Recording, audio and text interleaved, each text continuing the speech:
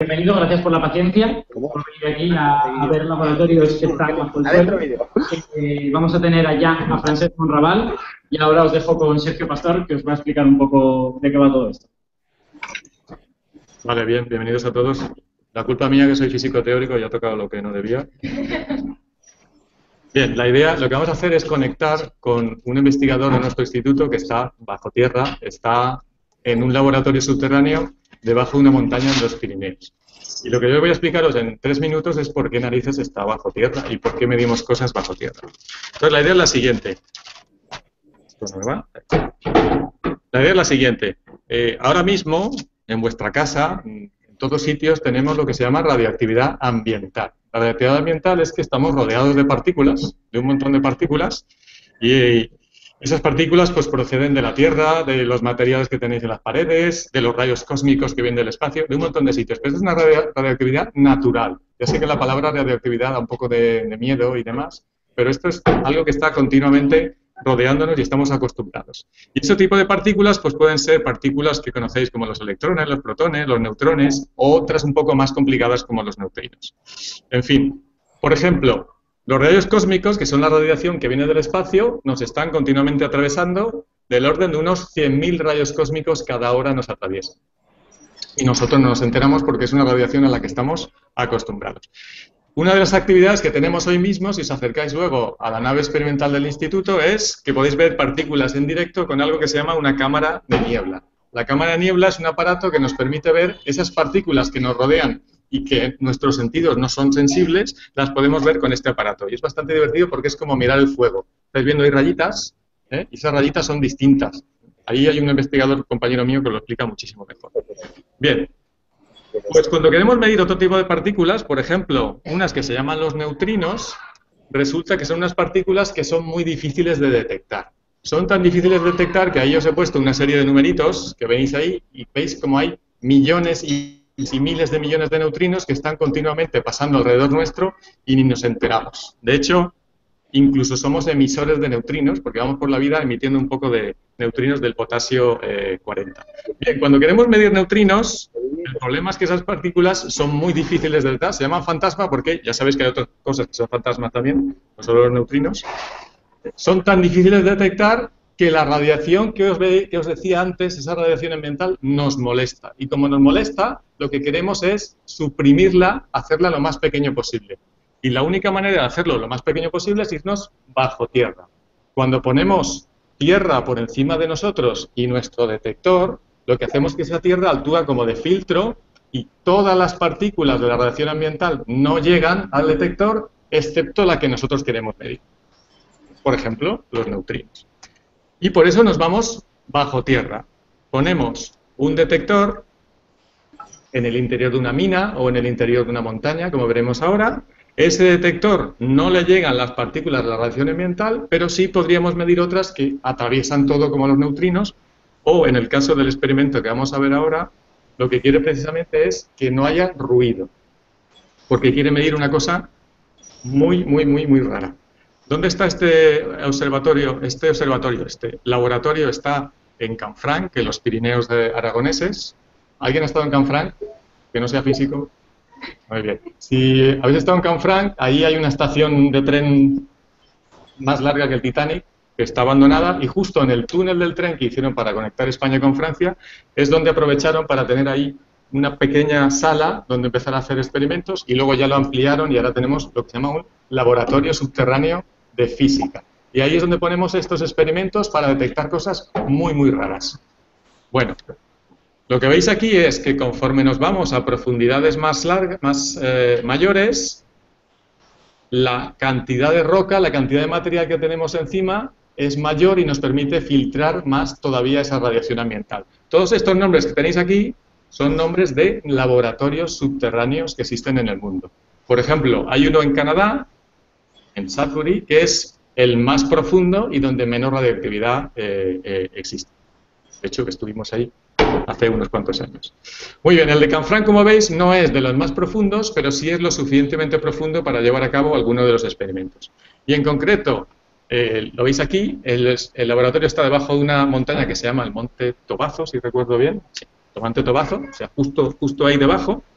Antes se accedía por la vía del tren, por el túnel, ahora ya son mucho más cómodos porque hay una autopista y justo a mitad del túnel hay una salida que no está indicada porque no pone laboratorio a la derecha, no, pero se puede entrar por ahí, lo hacen solo los físicos y los ingenieros que trabajan allí.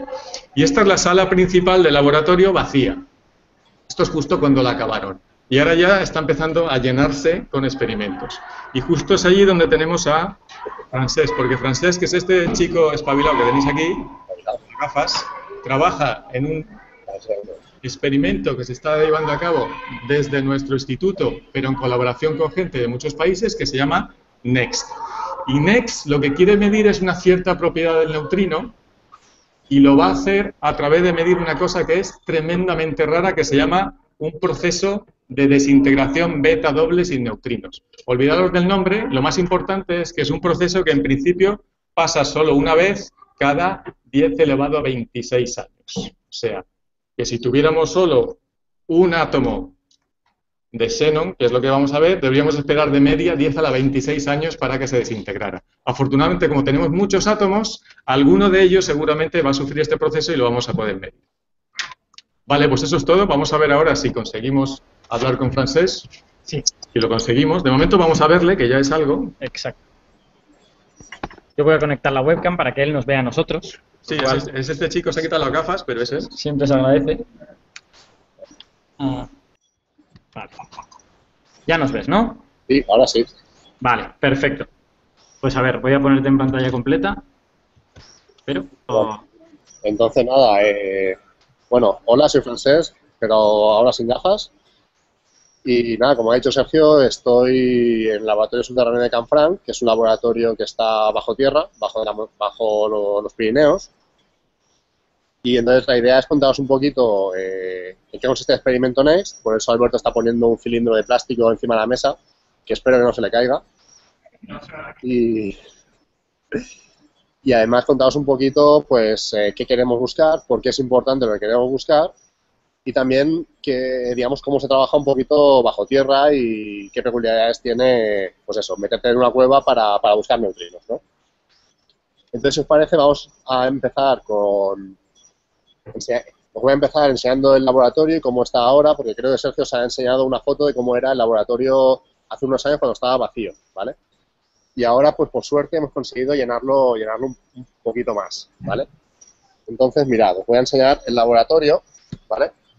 Eso que veis, bueno, esta es la imagen que os ha puesto Sergio, pero desde la otra parte del laboratorio, ¿vale? Entonces, eso que veis al fondo es un detector de otra colaboración que están buscando materia oscura, que si queréis luego discutimos qué es. Y esto que veis aquí detrás mío es un castillo de plomo del experimento NEXT, ¿vale? Este castillo de plomo, espera, voy a enseñar lo que hay dentro del castillo de plomo, que es el detector NEW que estamos montando para la colaboración NEXT, ¿vale? Voy a ir moviéndome por aquí sin que se corte la señal. Entonces, dentro de este castillo de plomo, de 30 toneladas de plomo, pues lo que hacemos es meter un detector, ¿vale? Este detector que veis aquí, ¿vale? Y diréis, a ver, si ya estás debajo de una montaña, ¿para qué te hace falta construir otro castillo de plomo?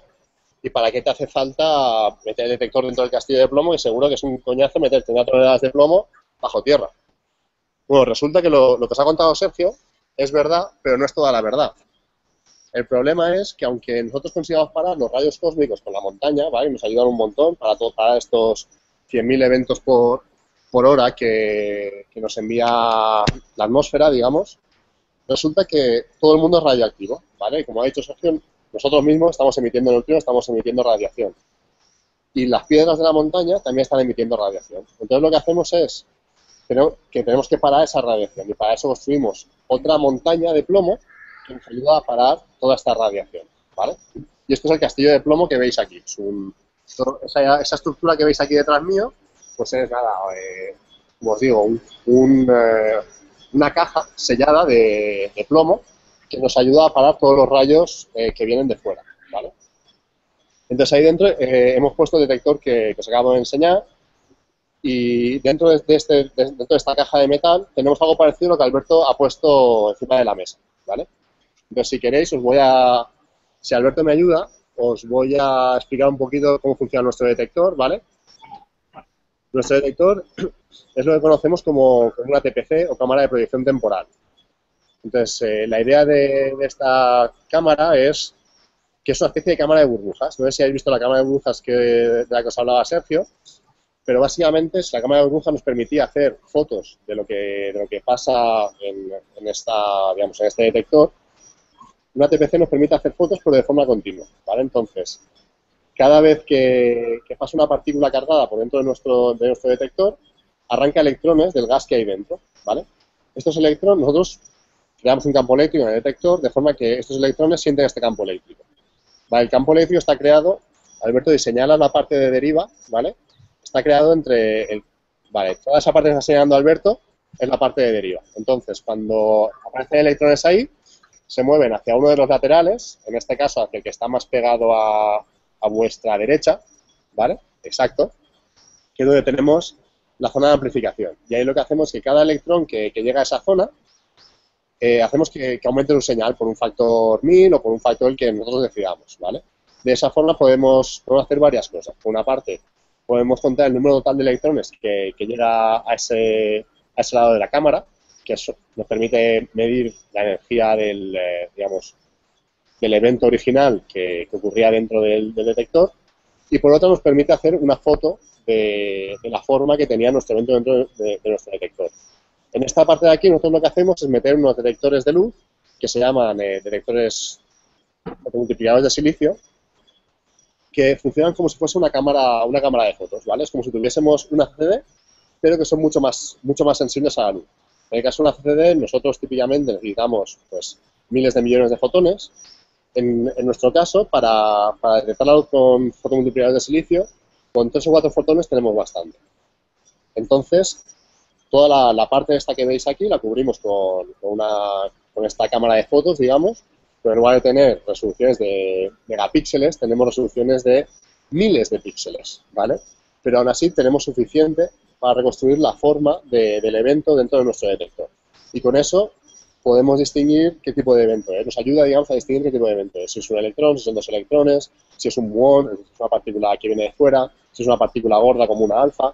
Nos ayuda, digamos, a tener un poquito más de información de lo que está ocurriendo dentro, ¿vale? Entonces, nosotros creamos un detector que nos permite, por una parte, conocer muy bien la energía de la partícula y, por otra parte, ver muy bien la forma que tiene. Esto es como si tuviésemos que hacer una foto de una persona, ¿no? O queremos dar información sobre una persona. Una parte de nuestro detector nos diría cuánto pesa, es decir, su energía, ¿vale? Y otra parte nos diría cómo es físicamente. Es decir, no es lo mismo una persona que pese 80 kilos y mida 1,10 que una persona que pese 80 kilos y mida 1,90, ¿vale? La forma de la persona va a ser distinta. Pues por eso, digamos, tenemos las dos partes del detector, la parte de la energía y la parte de la reconstrucción de la señal, ¿vale? Entonces, bueno, nosotros, nuestro detector trabaja con xenón, y la ventaja que tiene trabajar con xenón es que, al ser un gas noble, pues nos permite usar todo este tipo de tecnología, y al mismo tiempo el xenón tiene un isótopo que se desintegra a doble beta, ¿vale? Que produce la propia desintegración que emiten los electrones y los neutrinos. Entonces, además nos permite meter un montón de átomos de xenón dentro de nuestro detector. Nosotros, en el detector que tenemos aquí en Canfranc, queremos meter unos 10 kilos de xenón, que son, pues eso, si un mol de átomos son 136 gramos de xenón, 10 kilos, pues es típicamente 100 moles, que son 10 a la 25 átomos, para que os hagáis una idea, ¿vale? Que eso ya nos permite hacer una medida de la señal doble beta, ¿vale? Y bueno, esto es un poquito en qué consiste nuestro detector. Después, si queréis saber por qué todo esto es tan importante, bueno, la gracia de todo esto es que el neutrino, como es una partícula que no tiene carga, pues podría pasar que es la única partícula que es su propia antipartícula. Es decir, si nosotros, por ejemplo, tenemos un electrón, sabéis que existe una antipartícula que es lo que llamamos positrón, ¿vale? Pero el electrón tiene carga negativa, entonces no hay forma de que sea su propia antipartícula. Es decir, tú sabes que un electrón es como es porque tú lo metes en un campo eléctrico y se mueve hacia donde se mueve, lo metes en un campo magnético y se mueve como se mueve, ¿vale? Entonces, tienes seguro que es un electrón.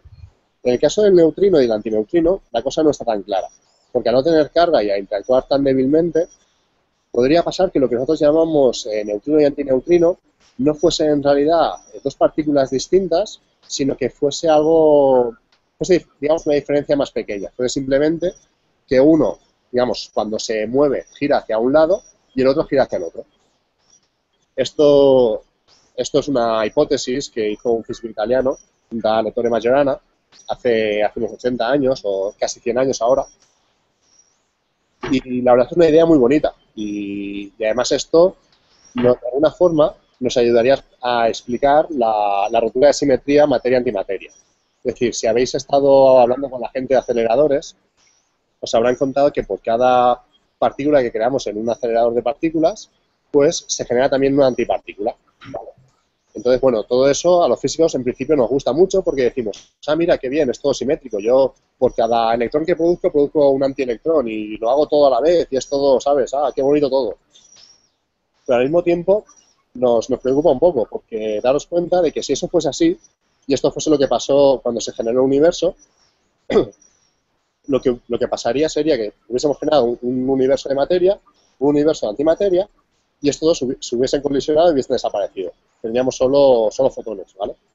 Pero sabemos que eso no es así. Sabemos que lo que existe, lo que queda después del Big Bang, es un universo de materia. Entonces, de alguna forma, tiene que haber un mecanismo que nos ayude a explicar por qué el universo decidió romper esta simetría y quedarse con un poquito más de materia que de antimateria. Entonces, si el electrón fuese su propia antipartícula, podría pasar que de vez en cuando el universo tendría que emitir un antineutrino, digamos, pero en lugar de emitir un antineutrino, pues emitiese un neutrino, que rompiese esa simetría ahí. En ese caso, tendríamos un mecanismo que nos ayudaría a explicar por qué el universo existe, digamos, por qué estamos todos aquí preguntándonos estas cosas. ¿Vale? Y esto es un poquito digamos, lo que intentamos averiguar con el detector NEXT. ¿Vale? No sé si queréis que cuente algo más, si queréis preguntar algo. Enséñanos un poco más lo que hay por ahí. Un poquito más esto de aquí, ¿vale? Es que aquí me tengo que mover. Bueno, como os digo, aquí tenemos el castillo, lo he abierto en un lateral para que podamos entrar. Ahí. A ver. Entonces, esto que veis aquí es el detector New, ¿vale? Esto, lo que veis encima de la mesa, iría dentro de este detector. Una cosa más grande, pero iría dentro de este detector, ¿vale? No sé si lo veis, ahora están con plásticos. Voy a levantar el plástico para que se vea un poco mejor. Es que no se ve muy bien. Vale, ¿lo veis aquí? Esto es básicamente una cámara a presión donde metemos el xenón enriquecido, ¿vale? Para poder operar nuestro detector. Entonces, lo que hacemos es que lo llenamos de conexiones, pues para poder sacar los cables, para poder meter todo el alto voltaje, para poder, digamos, operar nuestro detector. Y esto es un poquito lo que va a ser nuestro detector en los próximos años, ¿vale?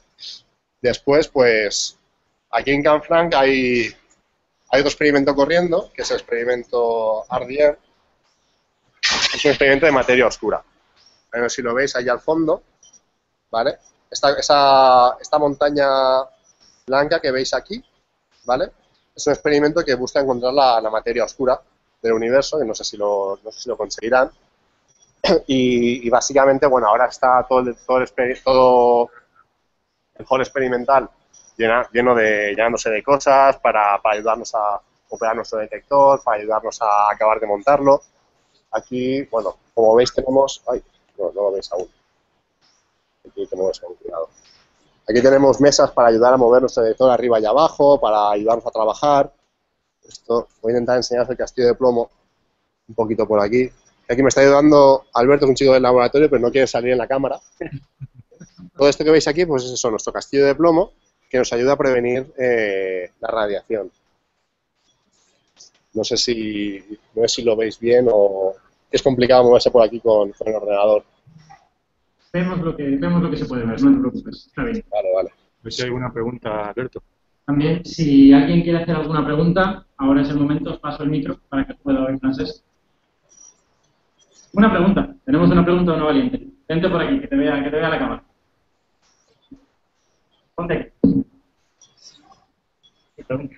¿Los fantasmas esos qué hacen? Hola. Bueno, pues los fantasmas esos, los neutrinos, principalmente hacen hacen nada. Y precisamente los llamamos fantasmas por eso, ¿vale? Porque no interactúan con nada. Pero lo bueno que tienen estos fantasmas es que cuando somos capaces de detectarlos, cuando somos lo suficientemente listos como para cazarlos, pues nos permiten hacer cosas muy chulas. Entonces, como os ha dicho Sergio, hay laboratorios subterráneos por el mundo que nos permiten cazar estos fantasmas. Voy a hablar de dos, ¿vale? Uno está en Japón y es un detector de agua, que es básicamente como una piscina olímpica metida bajo tierra, ¿vale? Pero este detector nos permite ver neutrinos de muchas partes, pero principalmente del Sol. Y estos neutrinos, cuando salen del Sol, como son fantasmas, atraviesan el Sol sin enterarse. Cuando salen del núcleo del Sol, ¿vale? Donde pasa donde está el motor del Sol, ¿vale? Los neutrinos salen de ahí sin enterarse de nada. Los podemos detectar en unos 8 minutos, los detectamos aquí. Y eso nos permite hacer una foto del núcleo del Sol que de ninguna otra forma la podemos hacer. Porque si la quisiéramos hacer con fotones, ¿vale? Con luz normal, tardaríamos muchísimo en hacerla porque la luz normal no puede escapar del interior del Sol, ¿vale? Tarda muchísimo. Un fotón tiene que rebotar con todos los núcleos que hay ahí, y hay muchísimos porque el Sol es muy denso, y tarda muchísimo en salir del interior del Sol, ¿vale? Y después hay otro experimento muy chulo que también se dedica a cazar neutrinos, pero esta vez neutrinos un poquito más lejanos, que es el detector IceCube, del que creo que hablamos ya en el IFIC hace, si no el año pasado, hace 2 años. Y este detector básicamente es 1 kilómetro cúbico de detector que está en la Antártida. Y entonces, claro, como es un detector mucho más grande, nos permite cazar neutrinos que tienen mucha más energía y que además vienen de mucho más lejos.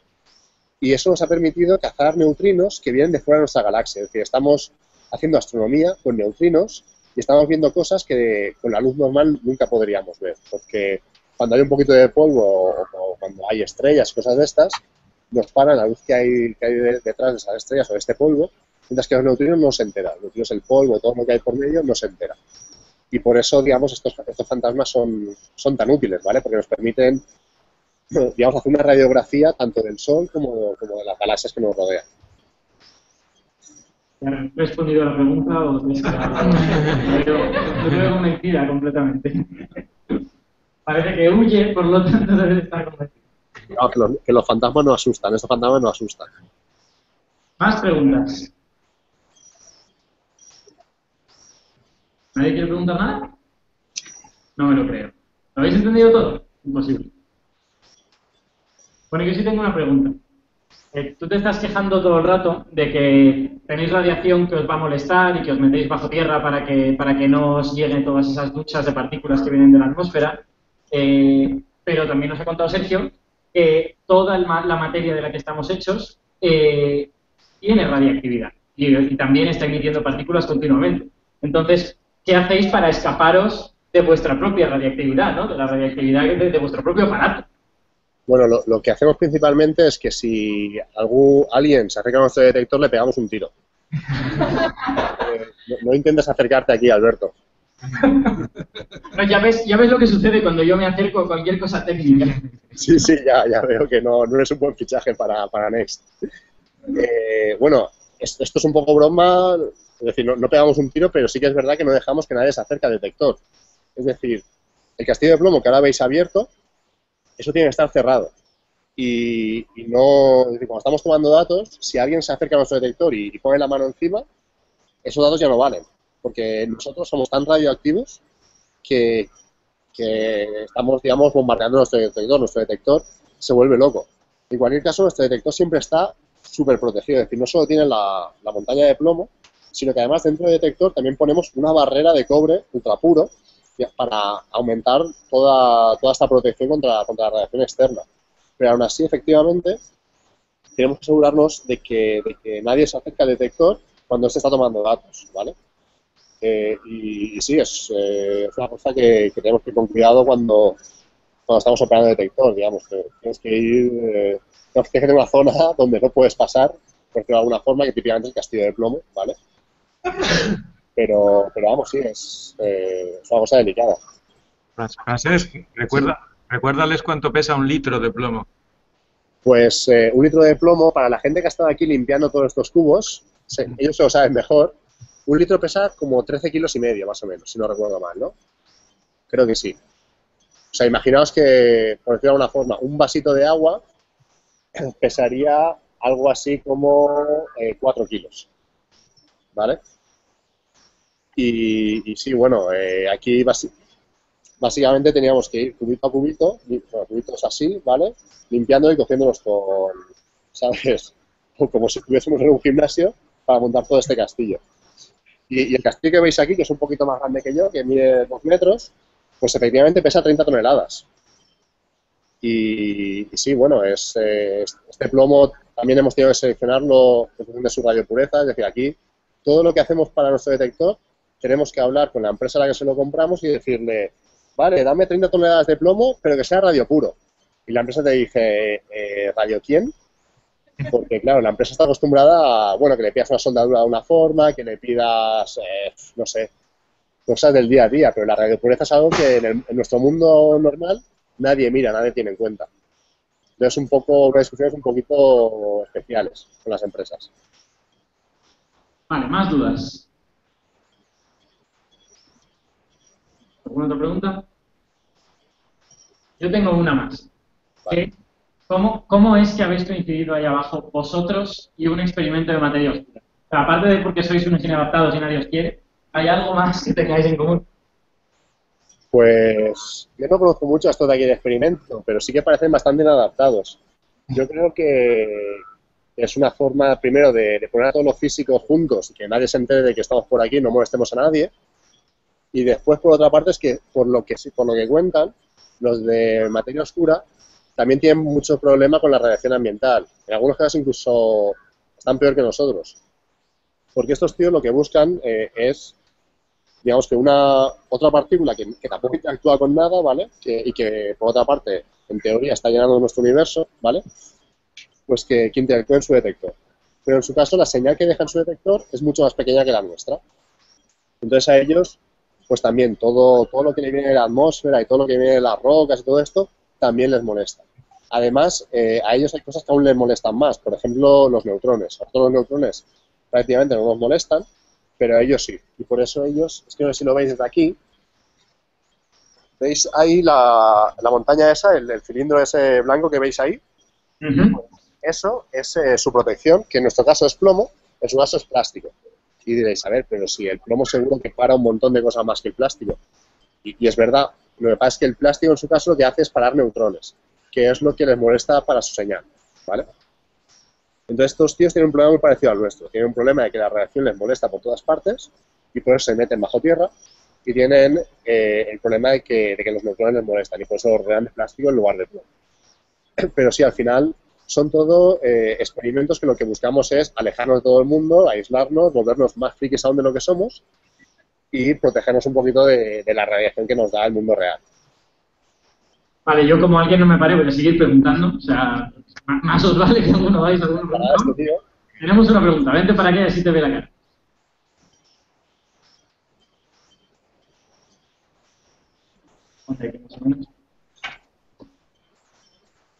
La cosa es, ¿quién financia todos estos experimentos? Porque baratos no van a ser.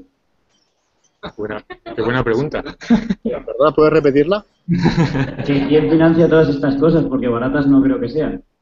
No, bueno, barato o caro es siempre relativo, ¿sabes? Pero, porque claro, si tú haces un experimento de esto, si ganas un Nobel, pues tampoco es tan caro, ¿no? Pero bueno, la financiación es siempre pública.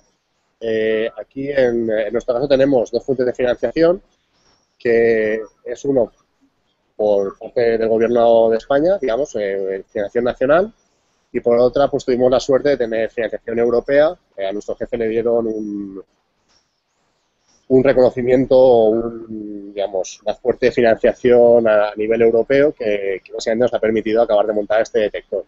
¿Vale? Entonces, son esas las dos fuentes de financiación, pero en cualquier caso son públicas. ¿Vale? Aquí no hay pocas empresas que decían montar un detector de neutrinos. Más preguntas. Aquí, acercaos, y así, es que si no, como la cámara la tenemos aquí un poco estática. El jefe lo tenéis aquí, sentado. Este señor. ¿Qué velocidad puede llegar a alcanzar un neutrino? Un neutrino viaja prácticamente a la velocidad de la luz. A ver, como los neutrinos prácticamente no tienen masa, prácticamente en cualquier desintegración, en cualquier suceso que produzca neutrinos, estos neutrinos acaban viajando prácticamente a la velocidad de la luz. A la velocidad exacta, pues bueno, no lo sabemos porque no sabemos la masa exacta del neutrino. Pero para hacer las cuentas así, tú cuentas la velocidad de la luz. ¿Sabes? Por eso cuando salen del Sol, si tú cuentas la distancia Tierra-Sol y la divides entre la velocidad de la luz, ese es el tiempo que tarda un neutrino en llegar hasta nosotros. ¿Pero la velocidad de la luz o más de la velocidad de la luz? Bueno, eso depende. Si le preguntas a los de otro laboratorio subterráneo que hay en Italia, hace unos años te dirían que más que la velocidad de la luz. Si les preguntas ahora y después de haber puesto un cable bien, que nos van un poquito más despacio. Vale, ¿tenemos otra más?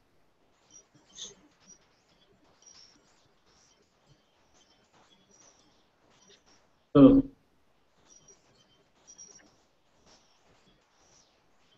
¿Qué es la materia oscura?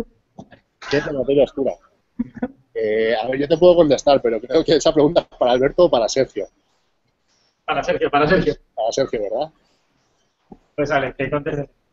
No, la materia oscura se supone que es un tipo de partículas que todavía no hemos detectado y que están por el universo pululando y que nos ayudan a entender por qué cuando miramos a una cosa muy lejana como una galaxia o como una estructura mucho más grande, la contiene suficientemente masa para hacer lo que hace, para dar vueltas lo que hace. Es decir, cuando miramos al universo nos faltan masa, nos faltan partículas y no es ninguna de las partículas que conocemos. Entonces eso se llama la materia oscura. Se llama oscura porque precisamente como no emite luz, no la podemos ver.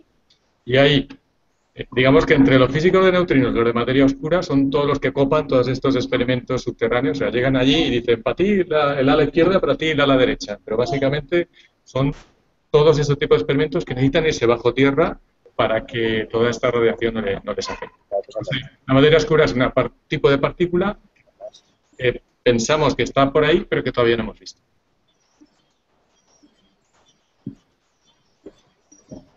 Otra pregunta. Vente para acá.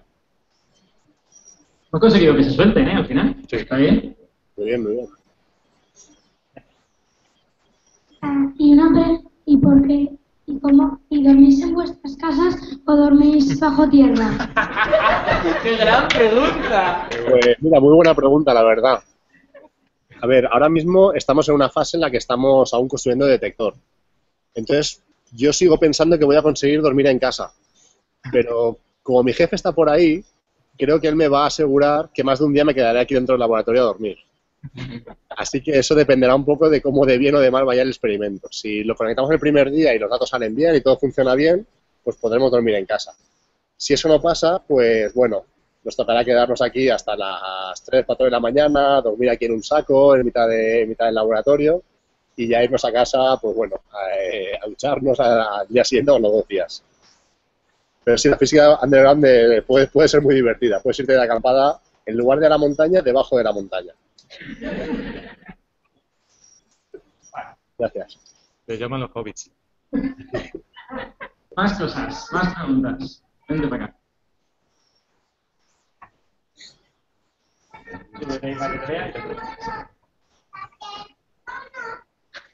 ¿Tenéis que hay una comida para sobrevivir ahí? ¿Cómo? Perdona. ¿Quién nos da la comida? Bueno, pues aquí realmente tenemos un problema y es que Telepizza no llega aquí. No llega porque no tenemos cobertura con el móvil, ¿sabes? Pero bueno, como siempre hay gente entrando y saliendo y además como mínimo tenemos que ser 2 personas aquí dentro, pues bueno, mientras la gente entra y sale siempre le puedes pedir que te traiga un bocata o te lo traes tú de casa. Si pasa mucho tiempo y no viene nadie, pues bueno, de los 2 que somos, alguien caerá primero, así que bueno.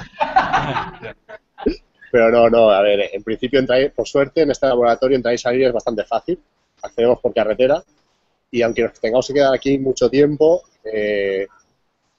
siempre puedes salir media horita, irte al pueblo de al lado, comprarte un bocata y volver a entrar. Eso, hasta ahí los físicos no llegamos, es decir, seguimos comiendo y bebiendo como los seres humanos normales. Yo tengo una pregunta relacionada con eso, que es que realmente vosotros cuando estáis haciendo ciencia no estáis ahí abajo, ¿no? Entiendo que tenéis una sala para monitorizarlo que es más fácil que estar a 850 metros bajo la montaña, ¿o no? A ver, es que lo de hacer ciencia es un poquito especial, porque... Yo soy teórico y yo nunca he hecho de eso, pero por eso te lo pregunto. No, a ver, quiero decirte, mucha gente se cree que efectivamente hacer ciencia es coger los datos, hacer un plot y decir, dame un premio Nobel. Y es un poquito más complicado que eso. Hacer ciencia, para mí, que soy un físico experimental, también consiste en conseguir montar un detector y conseguir que funcione. Entonces, todo el proceso que consiste en montar el detector, conseguir que funcione, sacar los datos, comprobar que los datos están bien, monitorizar que las condiciones del detector están bien, todo eso tenemos que estar aquí, tenemos que estar, digamos, cerquita del detector para cuidarlo y que se porte bien, ¿vale? Después sí, después los datos que sacamos, pues los enviamos fuera de la montaña, claro, porque los queremos compartir con toda la colaboración, que es una colaboración internacional. Entonces, al final es más fácil sacarlos y ponerlos en algún servidor más o menos público o público para la colaboración, para que todo el mundo pueda acceder a ellos y hacer análisis y los histogramas que quieran. Pero digamos que la parte de la ciencia que consiste en generar los datos y que estos datos sean de buena calidad, pues sí, hay que hacerlo bajo tierra. Vale, más cosas. Más cosas. ¿Quién se atreve? Una señorita valiente.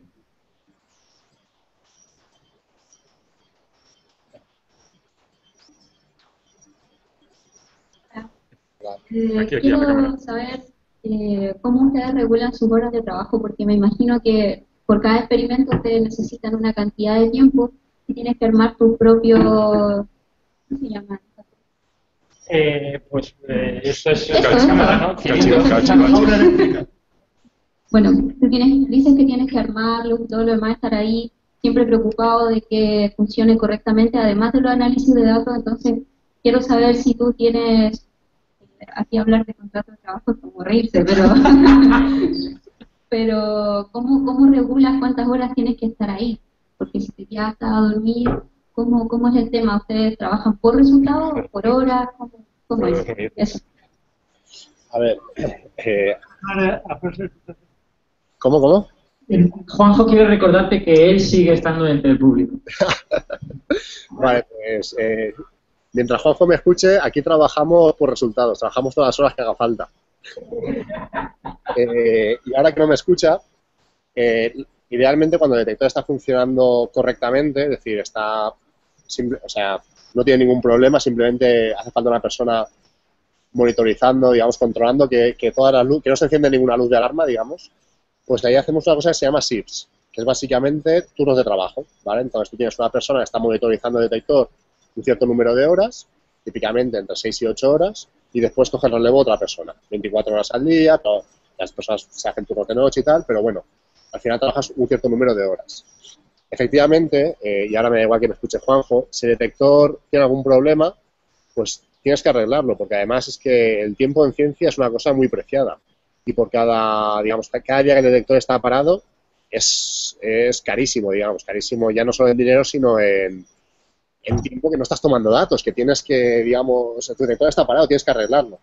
Y ahí, bueno, a lo mejor es un poco mi forma de ver las cosas, pero no miras el reloj. Si tu detector está estropeado, tú te pones a trabajar con él hasta que lo arreglas, se te va el hambre, se te va la sed, se te va el sueño y al final consigues arreglarlo. Pero bueno, es un poco, digamos, la magia de la ciencia, ¿no? Que cuando algo te gusta de esta forma, solo piensas en eso, ¿no? Digamos, te vuelves loco por tu detector y quieres que vaya bien, quieres que funcione y, como te digo, no miras el reloj, solo miras que el detector esté bien y que puedas tener datos para sacar resultados. Digamos, Siempre dije que el detector era un poco tu hijo y ahora me lo acabas de demostrar.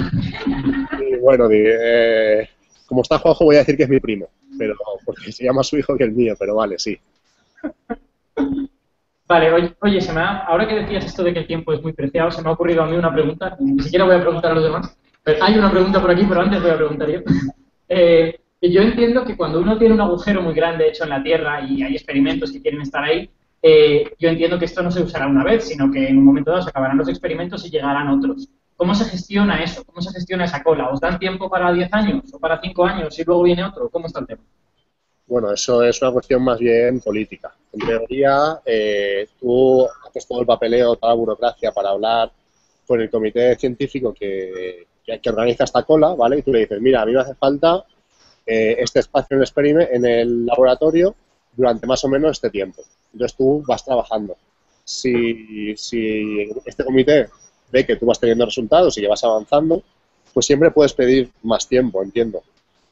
Si por otra parte el comité ve que te está tocando la nariz y que no estás haciendo nada, pues llega un punto en que te dice, tío, aquí tenemos un espacio reservado para ti y no estás haciendo nada. O reaccionas o quitamos tu detector y ponemos otro. Pero bueno, eso es cuestión de sacar resultados. Si tú vas sacando cosas buenas, estás haciendo un detector interesante y tienes resultados no positivos, sino interesantes, pues siempre hay un laboratorio que está dispuesto a cederte su espacio bajo tierra. Muy bien, vente para acá. Otra pregunta. Y esta será penúltima pregunta, como mucho, porque ya se nos hace la una y se va el tiempo. ¿A qué temperatura estáis debajo del túnel? ¿Qué temperatura está el xenón? ¿A qué temperatura estáis debajo del túnel? No, vosotros. ¿Vosotros, laboratorio? No, el laboratorio ahora está a 22 grados. Sí. Y la temperatura, bueno, depende un poquito de la cantidad de máquinas que tengas encendidas, pero típicamente operamos eso, entre 21 y 23 grados, que es temperatura de manga corta, como veis. O sea, de hecho, si cuando estás trabajando poniendo y quitando tornillos, acabas sudando aquí bajo tierra. La última pregunta. Vale, una última pregunta. Si alguien aquí. Ven para acá. Mira. ¿Cuánto tiempo os tardó hacer el laboratorio? ¿Cuánto tiempo? Hola, Héctor. ¿Cuánto tiempo qué? ¿Cuánto tiempo os tardó hacer el laboratorio? ¿Cuánto tiempo voy a estar aquí en el laboratorio? ¿Cuánto tiempo os tardó hacer el laboratorio dentro de la montaña? ¿Os costó? ¿Os costó? ¿Cuánto tiempo se tardó en hacerlo? ¿Qué tal? ¿Costó en hacer? Uf, pues es que 3 años y medio. Empezó en 2003 y acabó en el 2006. Vale. Por aquí, Alberto, el chico que me está ayudando, que es aquí del laboratorio de Canfranc, me dice que tardó 3 años y medio en hacer el hall principal. Porque antes había otro agujero más pequeño, pero en el 2003 empezaron a construir el laboratorio grande y acabó a mitad de 2006, finales de 2006. O sea, eso, unos 3 años y medio. Y después creo que hubo que hacer algunas reformas, si no me equivoco, ¿no? Del 2007 al 2010. Sí, se cerró otro par de añitos porque había algunas cosas que no estaban acabadas bien y se tuvo que reformar. ¿Cómo? Había que alicatar, ¿no? Sí, había que, exacto. Había un trocito de montaña que no estaba bien sujeta, digamos, y quería ocupar el espacio experimental, pero como era muy relativa la tuvimos que apartar. Vale, pues si alguien tiene una pregunta muy breve, podemos hacerla ya y si no, cerramos la sesión para que podáis continuar. Vale. Pues muchas gracias, Fran. Gracias por aguantar los infinitos problemas técnicos que ha habido. Y devolvemos ya la conexión y así vosotros podéis ir a comer, es lo vuestro, e incluso volver a casa en un momento dado. Vale. Gracias a ti, Alberto, por contarte con esto. Venga.